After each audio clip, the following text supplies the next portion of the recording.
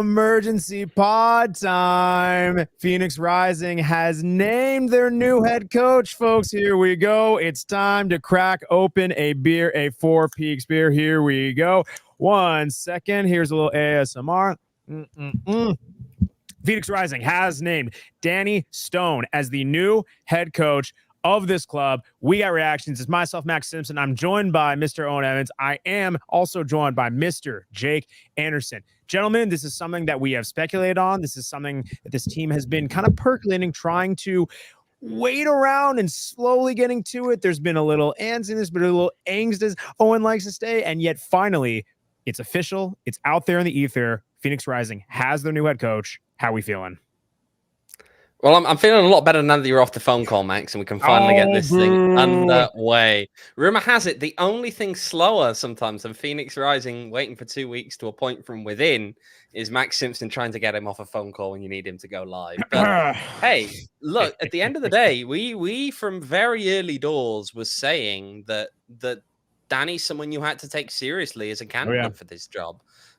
He's someone that comes in with a track record of being in professional football for a good long time now, having played initially, then moving into the coaching staff, working his way up in the coaching licenses, moving on to, I mean, he even talking about his time here in the Valley when he was a child, right? He had ticking off so many boxes, well respected by the players, well liked by the players, both present and former. And all of it just added up to someone who, knowing that he wanted a new challenge, I think, down the road at least. This is a good opportunity to promote from within, take someone who has, I think, a lot of potential as a young head coach, and see what he can do. Let's go, Jake. Oh, you, my friend. I'm just glad it's over. That's what you love to hear right before the season starts. To me, I don't know. In those chairs you're sitting in right now, Max, I said that Danny should have got the job. I honestly don't even care what the reasoning was at this point about why it took so long. If they did interview people for the job and they came back to Danny, so be it. But as Owen just said, it's the right man for the job. He has the experience. He understands Juan's system. He understands the players that he has. It is the easiest transition that this team can have. If they wanted to actually do something different in a year's time, that's fine. But you had a lot of guys who came to this team because of Juan Guerra.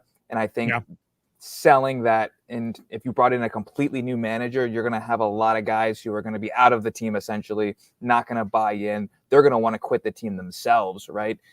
I think this is the easiest way to continue the continuity. And then now I think the disadvantage of waiting, in my opinion, is now, I mean, this team still needs to get another striker. Like this team still needs to be finished being constructed of a roster. There's a preseason match against an MLS team in 9 days.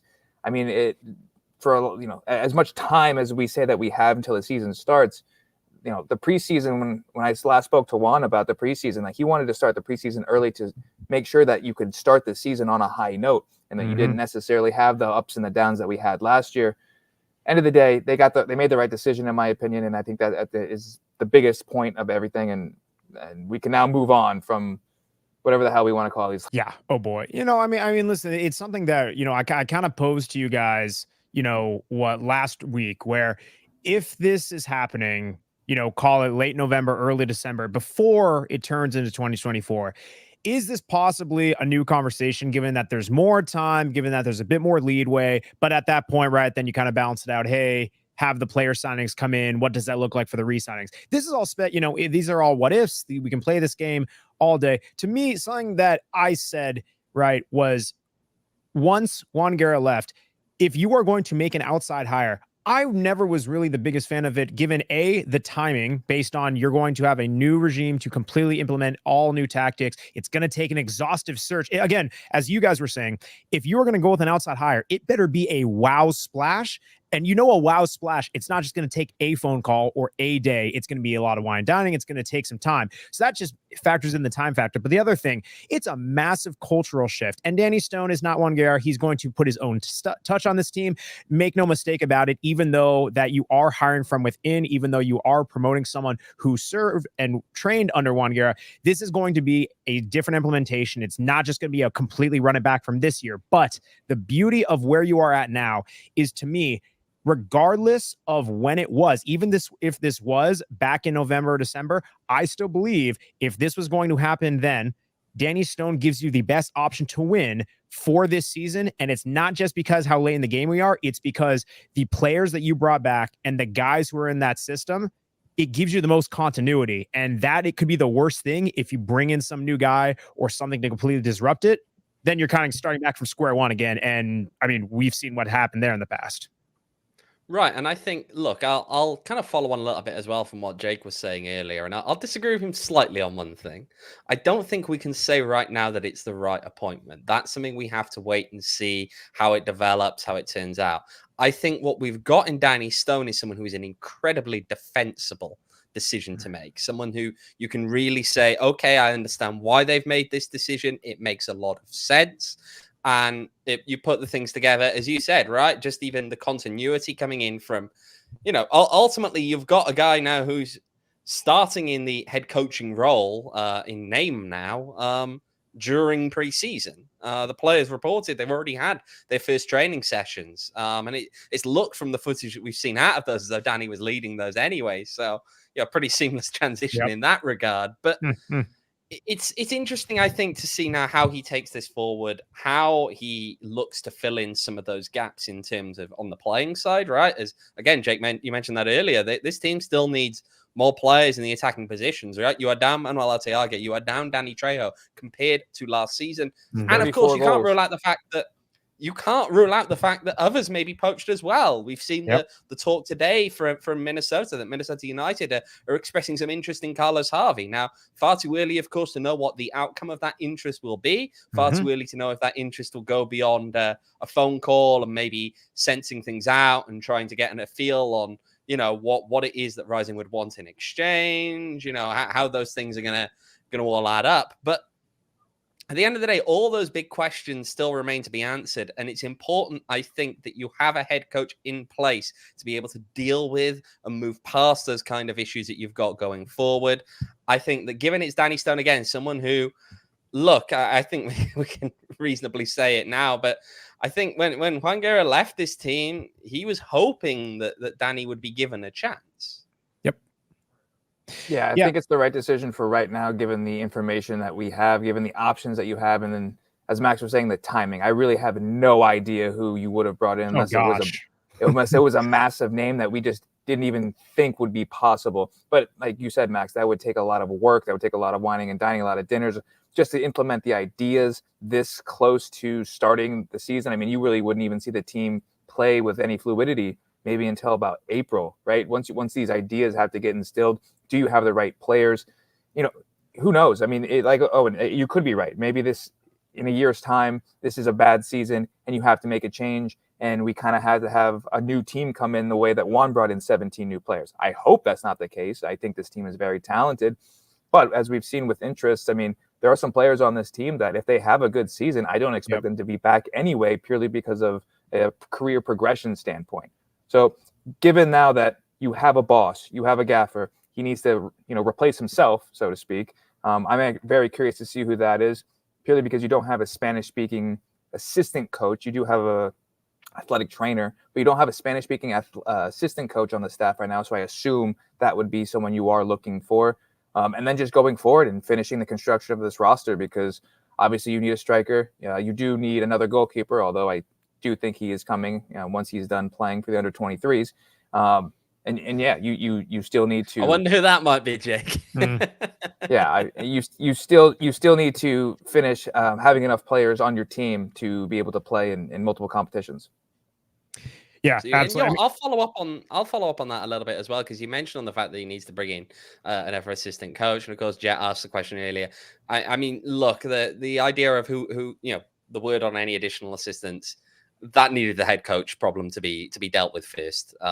This was a big step in terms of, because that's the thing, right? When we talk about the time to the start of the season, you've got to remember that all these other things have to take place, and realistically, they also have to take place after the appointment of the head coach. This was step one in getting this team, continuing on ready for the start of the season, and I think it's an important one to get done. And hey, again, it's a lot more relief, I think, knowing by the end of this week now that the team has a head coach in place versus the kind of limbo that everyone was experiencing on Tuesday, on Wednesday, on Monday, and they're just wondering what is going on, including some of the players, to be honest. Yeah, man. I mean, it's one of those things. We've been saying it. We said it on our Tuesday pod. We clipped it. We put it out on social. People just want to know. People want the updates. People want to be able to say, hey, there is some sort of update. And hey, we had a hunch there's a chance that may come this week today. We got it. It's set in stone. I mean, I'm even seeing, right, kind of summarizing what we're kind of all saying, right, about this appointment of Danny Stone. John Morrissey at USL Tactics, friend of the program, said best choice out there for Rising, given the advanced state of their roster construction. Going outside of the house would have been a real risk. Don't let that paint Stone as a boring option. He's got the bona fides and league-wide reputation to fully deserve the head job. And I think that's the thing that I want people to take away from this is, if you are not familiar with Danny Stone, if you are saying, okay, great, we just hired within and we're trying to run it back, you want to have that bridge of connectivity, but that this is not going to be the exact same philosophy, cut and dry. Juan Guerra is different from Danny Stone. There's this isn't just going to be a clone, replicate, duplicate, whatever have you. I think that's where he's able to maybe impose a little bit of himself and implement. But the thing is, I think it really is that connectivity with players, in that you're able to get guys who are already bought in. There's not that learning curve of already trying to adjust to a new gaffer's management style, a new way that he runs practice, kind of the energy he brings. And then I'd love to hear from you guys, right?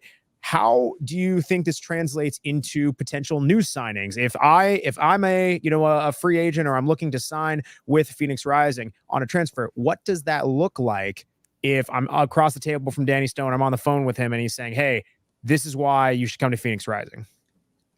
This is a guy who's got connections. Let's not forget now the fact that Danny Stone worked in MLS. He worked with the Colorado Rapids as an assistant coach for the guy who's now the head coach at RSL. He's worked under, of course, Steve Cook, who's now also, he's currently with an MLS Next Pro team. But again, opening up more links to just to other clubs in this country. He's someone who I think is well liked and well regarded by a lot of the people who've played for him. All of those things are very, very important factors. Yeah, and we don't even have to necessarily look just within the United States. I mean, Danny obviously has connections all over the world, so he could pull in a name that we haven't even heard of, right? That could be playing in the English League 2, right, or the English League 1, if someone is looking for an opportunity that isn't getting minutes. So like we really have a wide net that he could be searching from. Not that Juan didn't, but obviously Juan stopped looking for players at a certain point here in the last few weeks. And so now that they're going back to the search, and as we've been saying, until you have a manager, it's going to be really hard to convince a player of any caliber to try to come to a team if they don't even know who their boss is, if they don't know what style they're going to play. And now that we can solidify that going forward with the roster construction, I think we'll start hearing some more stuff, especially as we get into the preseason. And then something that we had touched on the last time I was in the studio is just the culture aspect of it. You're hoping, if you went outside the organization, that a guy would fit your culture. You're judging that based on reputation, some references, and maybe the conversation you had in that moment. Danny's been here for years, man. You know who he is. You know what he represents. He is exactly what you want in Phoenix Rising on and off the pitch, which is why I think at this time being, he's the only choice that they should have had. I'll add this now, right? And it kind of touches to what Max was on about with the comment there from John Morrissey, some of the stuff that Jake's been talking about in terms of recruitment as well. You have to bear in mind that when we look at time, in terms of time to start of regular season, and I've seen people compare it to, say, think about how long this would mean in Europe and how far in advance you're making coaching changes in Europe over the summer in an off season. But you got to bear in mind that because the off season's a lot quicker in Europe, right? You have less time. Yep. The nature of the transfer market and how things move in Europe is different to how it is here, right? Yep. The well-known USL players, they've pretty much been snapped up at this point. Yep. Okay. Those kind of moves have happened by now. Whereas if you were in Europe, you're only just getting started. So I think that it is, you got to take those comments with a little bit of a pinch of salt. Yes, it's important that the team go ahead and make the right decision, but it was also important, of course, that they did so in a timely manner. Agreed. And again, this is really comes down to a philosophical thing. Again, like timing very much expedited this deal. To me, again, I go back to this is not a bad, this is a solid hire, even if we're talking right after the season. Do you open it up and maybe have a more extensive shirts? Absolutely. But to me, if this happens in November, December, and you land on Danny Stone as your replacement, I think that's a solid call. I do want to address Albert's comment because this is something that we were being asked a bit on Tuesday. It came up even as we did our emergency pod as we're kind of talking about who can fill the shoes of Juan Guerra. Albert's comment right in there. It's a win-win. Let's see how this year goes. If it's success, Danny's the guy moving forward. If he isn't, you can move on next year with a full offseason to make another hire. I will say on this note, Phoenix Rising, given where they are in the league, even before this championship winning season and where they want to be, they are viewed as a top club around the league. From a performance standpoint, they very much value themselves as a contending team year after year.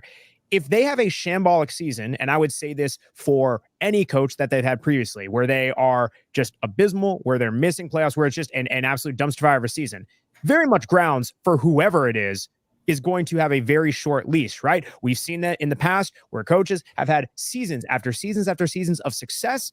You have a very down year, and it's done mid-season. You can name him, Max. It was Rick. It was Rick Shantz. That's who you're talking about right now. Of course, he did have a lot of success with this team. Of course, he has the 1 poor season and he's gone. Of course, what I'm getting at is if you're going into this season right of he's like a nice, and I'm not saying Albert's getting on this, but for anyone who is getting on this, if Danny Stone is a nice placeholder, but then we'll kind of wait for a real option to come around.